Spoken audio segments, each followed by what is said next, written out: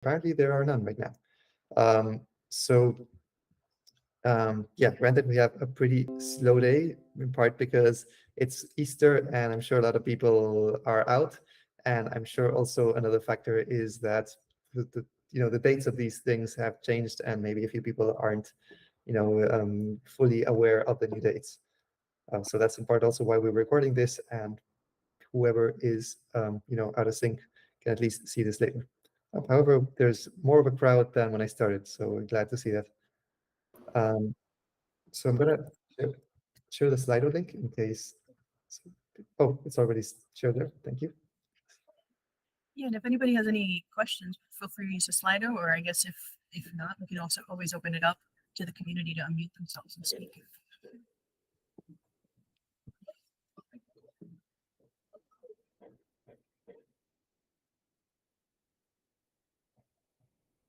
Anyone wants to brave up? Hey guys, I have a quick question. I just think it's kind of too long to type.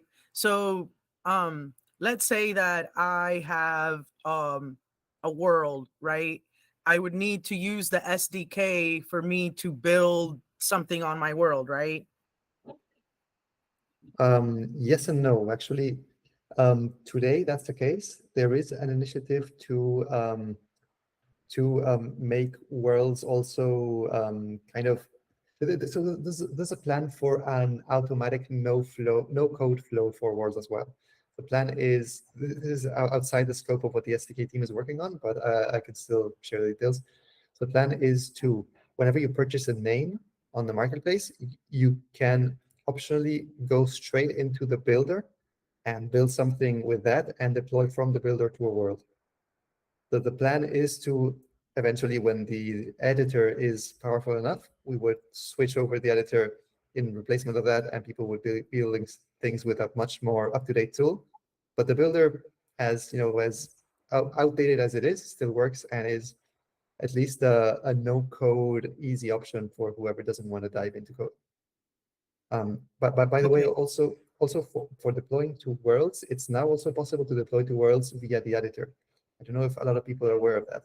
So initially, it was only possible via the CLI, which was quite more of a hassle. But via the editor, in fact, do I have anything open? Or whatever, I'm going to open a random scene.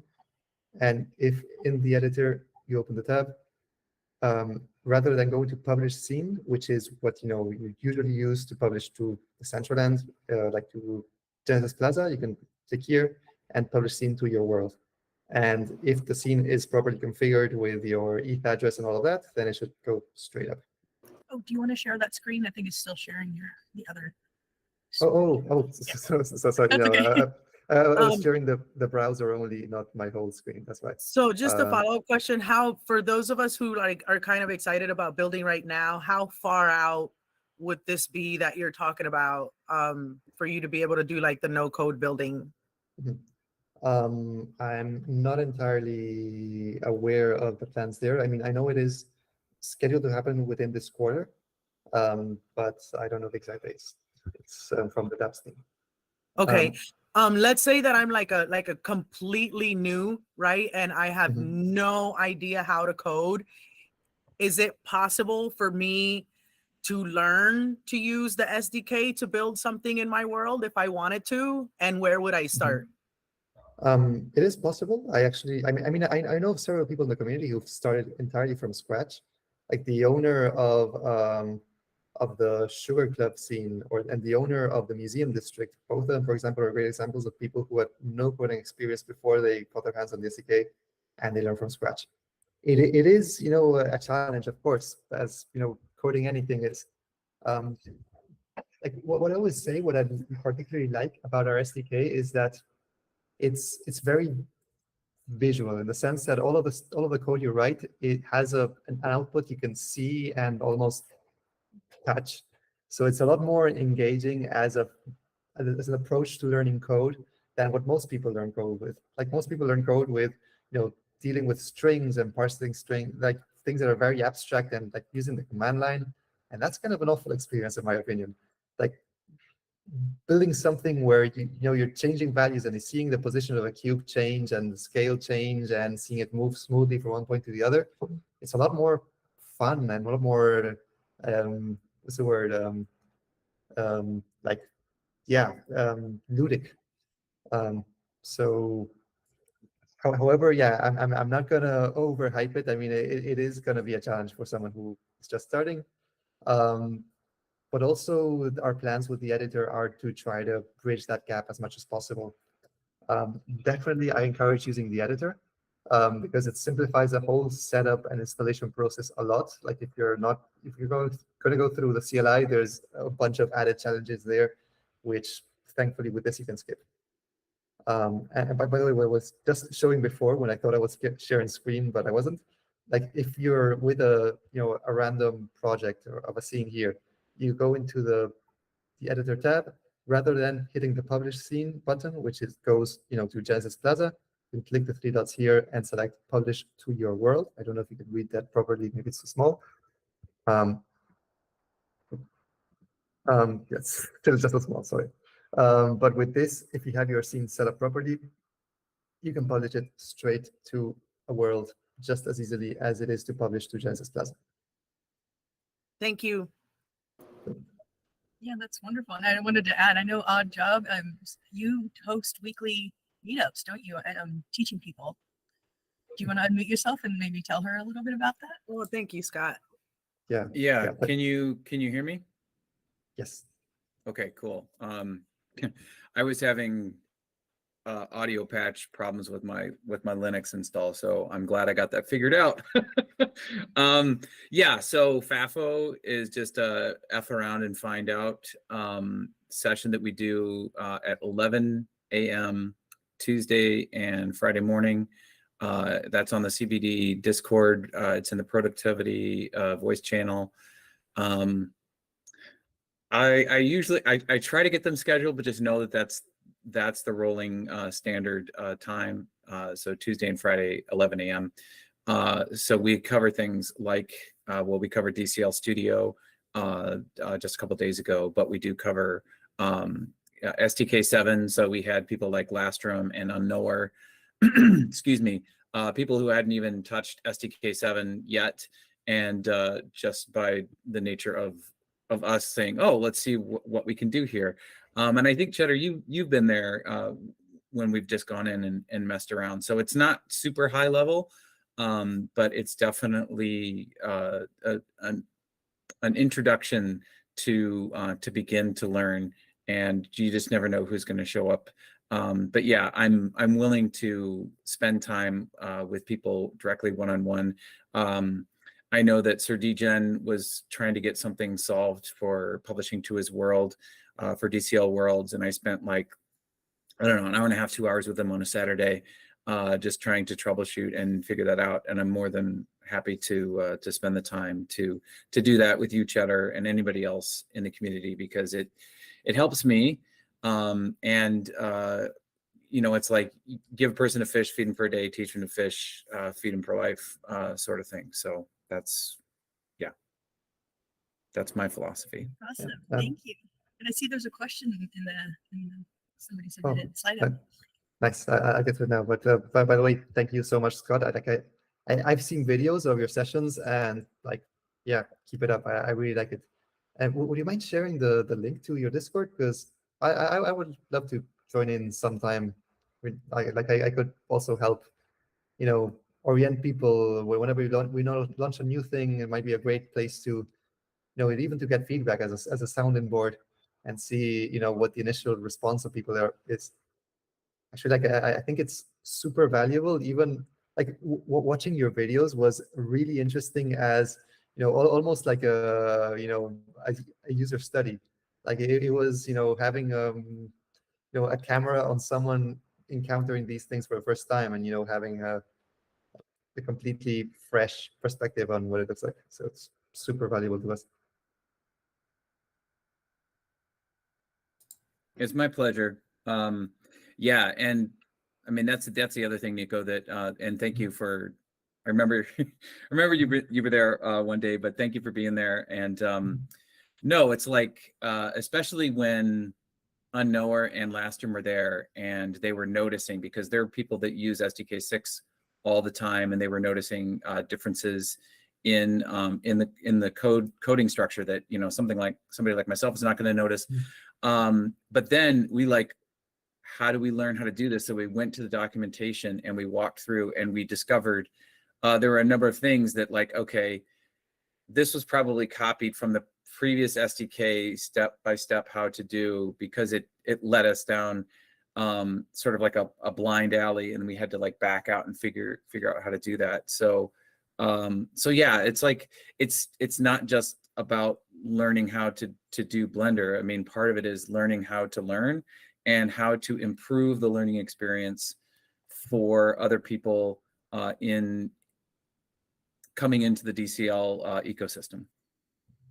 Yeah, 100%. And I believe I saw that this very same video about that session. And yeah, there were a few times when I just, you know, held my face, like thinking, oh shit, yes, that's not right in the docs, or that's not clear at all. Yeah. Well, nobody's perfect, right? I mean, and that's, whatever I talk about, sharing, helping everyone win, and it's like, it's okay, right? And if we assume positive intent when we're first going into it, it's like, you know, we all have 20 different things that we're doing, and we do our best, and then we have to move on to the next thing. So if we can all have this supportive and positive attitude coming from, you know, the start point, we'll all get better, right? And we can all help each other, and yeah, just make it a more enjoyable place to be. Absolutely, yeah, 100% agree. And by the way, I encourage anyone who finds issues with the docs that you can like very easily make a contribution to the docs. Like whenever you're navigating, for example, whenever you're navigating a page, say you find something inaccurate, whatever, suppose it's this initial page, let's go down to the edit this page, and you're going straight to GitHub. You can completely change the content and make a pull request, which will go to us, and yeah, like we can approve this and have it published right away. So like the docs aren't perfect. There's, I'm sure, issues here and there. Please, if you find them, it would really help us if you make corrections or let us know. All right, so let's address the questions here. So are there plans to add the SDK 7 examples to the Awesome repository or the Decentraland Studios resources? Yes. So the plan is to soon start adding them to the Decentraland Studios resources. By the way, this is this page here, which has, you know, like a more approachable and visual way of showing the examples, which is pretty much the same content as in the Awesome repository, but like in a nicer format, more approachable to non-devs especially. But yes, for now, this only includes SDK 6 scenes, and the plan is to actually, we plan on starting to upload them pretty soon. But the main thing we are waiting on from the DAO team is to have an easy way to filter through them. Because once we start adding the migrated versions of these on SDK 7, we're going to run into a situation where we have what appear to be duplicated examples, except for the version they're done with, and that might be a bit of a pain to navigate. So whenever we have filters, we can easily switch to one or the other. And also the plan is to expose the same content. Somehow we still have to work out exactly how in the docs page itself. So maybe there'll be like an example section over here, which would open up the same content so that's also more findable. The plan is, for now at least, to add that content there and not necessarily to the Awesome repository. But we will see. Like I personally really like the Awesome repository, wouldn't want it to be sunset, but like we will start with this version because it's even more approachable. What next? Many of us are eager for a Decentraland VR experience. How does SDK play into making that a reality? How do you guys feel about the current VR client? All right, so yeah, the current VR client was built as a community project by an external team. And it is, you know, it is what they could do, considering that the Decentraland is not designed as a VR tool, right? I mean, there's limitations regarding, display of the avatars and navigation of the world and all of those things. But I mean, from the SDK team for now, if I'm, being honest, we're not planning on adding any features on the SDK to support that right now. There are plans to making, another VR client or to working on what's already there. But to be honest, I don't know the details about that. And we currently don't have plans to, from the SDK team, grow in that direction. We should, I mean, if whenever we go into making VR, make a serious commitment into VR, we should absolutely start, from the ground up, making the content also, more VR ready. That is something we will have to dive into when we do. But it's currently for this quarter and the coming plans, it's not in the scope of what we're working on. There's one more question. How can people add to the Awesome repository? Is there a quality check on the submissions? Yes, you're absolutely free to add to the Awesome repository, like any GitHub repository. You can make a pull request, and frankly, we're not looking at pull requests in a very day-by-day cadence, but if you do, it will be looked at. And in fact, I just noticed that there is one which I have never seen. I promise I will look at this, and if it's good, I'll merge it. But yes, I mean, we encourage people to make their contributions to that, because it really helps other people. By the way, I'm not an admin, so I can't mark these as done. Or can I? Maybe I can. I think with this, I'm voting up the question and not closing it as done. But so far, all of these are already responded. Anything else that people would like to ask? You want to speak up? If anyone else has any questions, feel free to unmute yourself or use the Slido.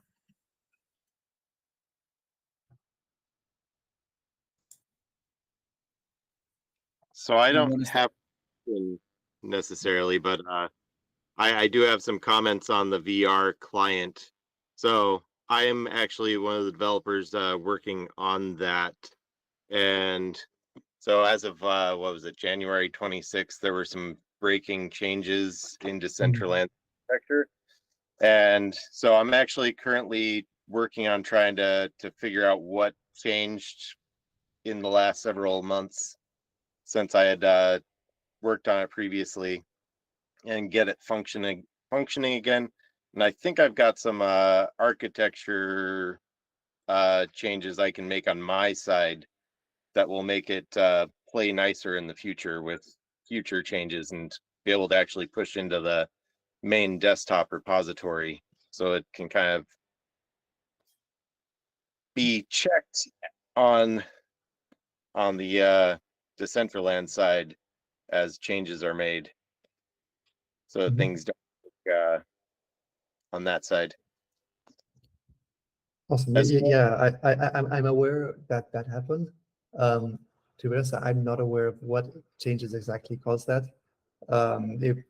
It was for Python. It was because of changes done on the Unity renderer side, which I'm not following day by day. Yeah, unfortunately, that had that unwanted effect of breaking. I'm really glad that you're working on fixing that. It's really good to hear. But yeah, in regards of how we can prevent that from happening in the future, I don't have the answers, because I'm not in that team and don't know exactly what their workflow is. But we should get in touch with the Explorer team, or I don't know when the next one from the Explorer team is, but definitely they should be in sync and more in contact. I'm more aware of breaking changes for projects like these. Yeah, Yemen? Hey, Nico. Just to add to Clinton's question about the changes on the Unity render. The short answer is I don't know either. What's the breaking change? And I'm not very familiar with the code base of the renderer, and less with the VR client. If you, what I wonder is like if you have a fork of like your own version of the repo, what other external resources are you like change the interface? Like I'm not sure why something external happening in another repo should break your build. That's one question.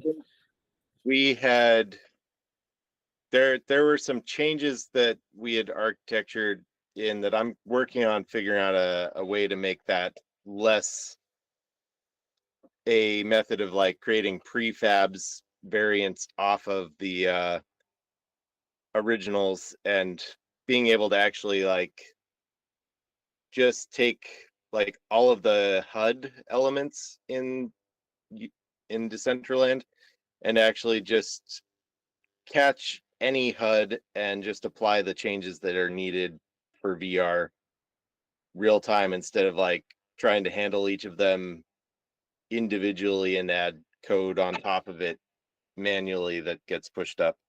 So I'm hoping that will fix things. It looks like there were some architecture changes with how the kernel interacts as well and communication. So yeah, but can you why not in the version of all your like systems that are required to run? Like it sounds like you have your a fork of the render that you modified, and suddenly other piece of software that you don't control change, and suddenly your build is broken. So why not fixing the external versions to the version that your software is compatible with? It sounds like you are relying on an external service that you should be owning. So that's my question. Like, if the code changes and architectural changes happen in a repo that is not like someone that you maintain, why is your software broken? Are you relying in external service? That's the question. well, we were contracted to do the VR client last year and our contract ended. And so we had built the VR clients and just kind of posted them and hadn't touched them for a while. And stuff like the communication changed between all the players. And it got to a state that like something broke due to those external things that it couldn't get past the loading screen. So right, yeah. There you would be able to, I mean, they would run into something that you wouldn't be able to jump hoops through by just fixing a fixed version of storage. That's true. One positive thing I can say is that like now that we have a protocol squad working on defining the protocol more precisely and on even working on building alternative clients that are on different engines, those interfaces should be a lot more, durable. It should be more of a big deal to make any change to those interfaces in the future. So like that should make these things a lot more stable. But yeah. What I can also suggest is like if you want to write an email as detailed as you can, explaining, yeah, what are you doing, what used to work, and what's the current issue, and what's the error, and all that detail. I can try to pass that along and find the right person. Maybe more than one though. Just to give you insight about the change. But if you make an update and start again from a new version of the render, I wonder if this could happen again, like another breaking change will draft your implementation obsolete. So yeah, my recommendation is to try to isolate, like to run your own instances of everything. So at least maybe you don't see the avatars connected to like Decentraland in the web version or the desktop version, but you can still see other avatars using the same VR client.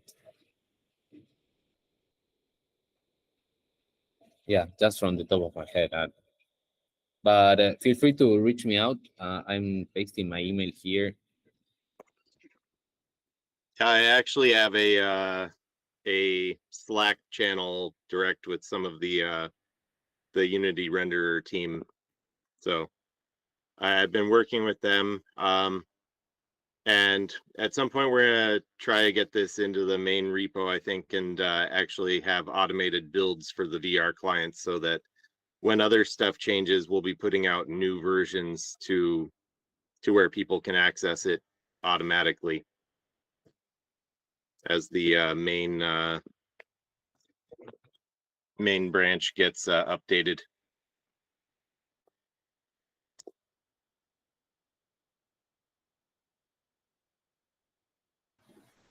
Yeah, if you get to code in the same code base, that would be amazing. Yeah, I think that's desirable. It may be a management headache if two different teams are touching the same code base without proper communication. But if you already have that channel open, sounds good.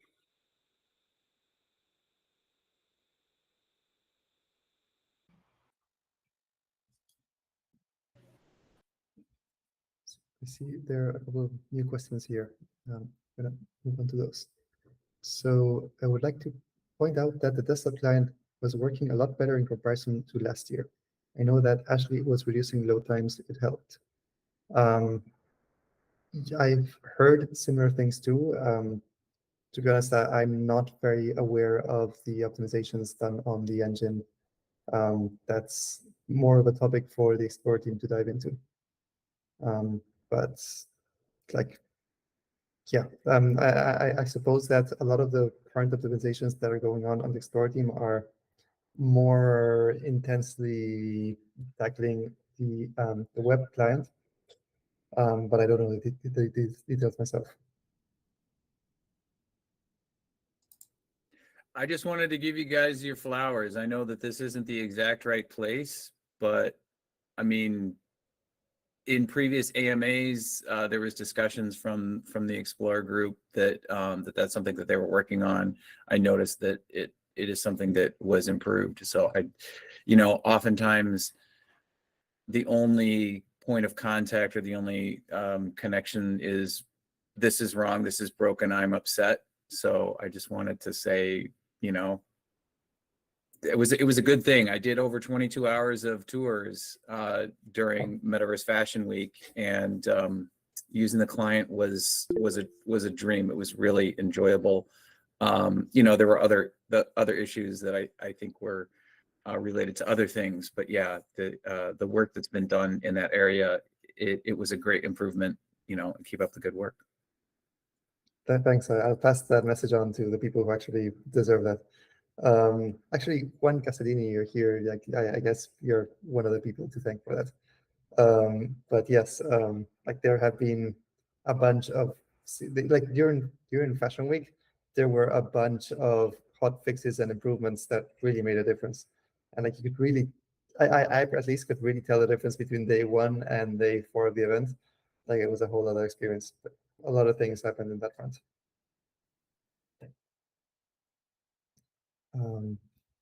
Right. So are there any plans to create a new video series helping total newbies get started building with SDK 7?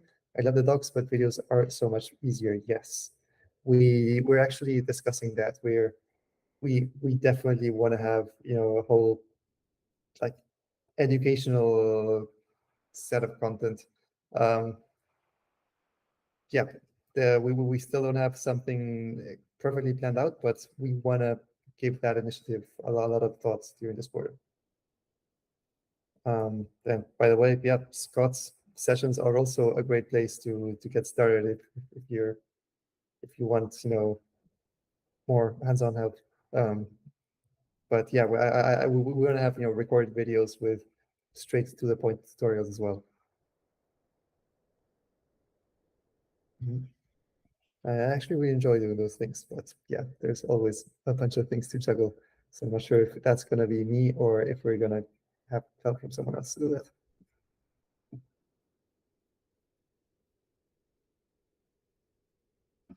All right, I believe that questions here are all answered. Anyone else wants to bring anything up?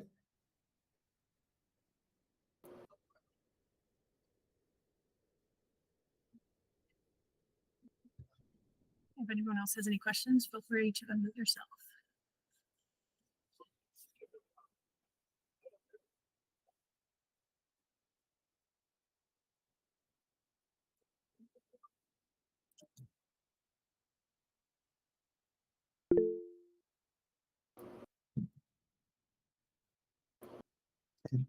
Gia, did you have something? No, it was an error of my finger. I just wanted to clap. Thank you so much, Nico, for your work and everyone for being here. Like, seriously, one of the most important things for us is that people join these spaces, so they are worth having them. And the conversations that we had today, even if it was between like 2 or 3 people, I think they really make the difference into building better communication among the teams. So yeah, it was an error of my finger, but if I have to say something, it would be only that. I'm so thankful for everyone. Yeah, I agree with you, Gia. I always learn something. And I think a lot of people who come here feel the same way. It's just great to be able to connect with everyone in the foundation side and learn and see all the amazing work you guys have planned, have been doing, issues and how we can help. And it's wonderful. I agree. Yeah. And thanks again to you guys in the DAO team for setting this up.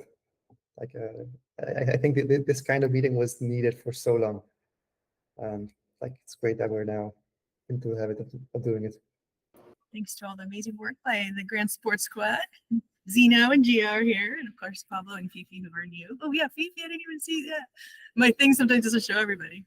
But yeah, amazing work on setting these up. Well, with that, if you think it's okay, I think I'll start to wrap it up. Or if there's anybody else has anything, I'll give you another couple minutes or a minute.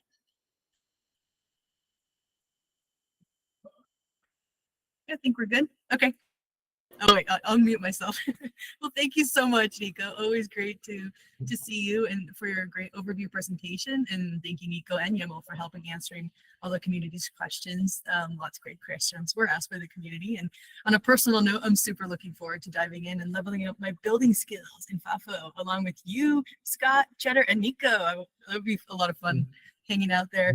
And for the community, be sure to mark your calendars and start submitting your questions for next week's AMA, April 13th, with the Explorer team. And with that, thank you guys all for being here and see you guys next time. Bye. Thank you all. Really appreciate you coming. Bye. Bye.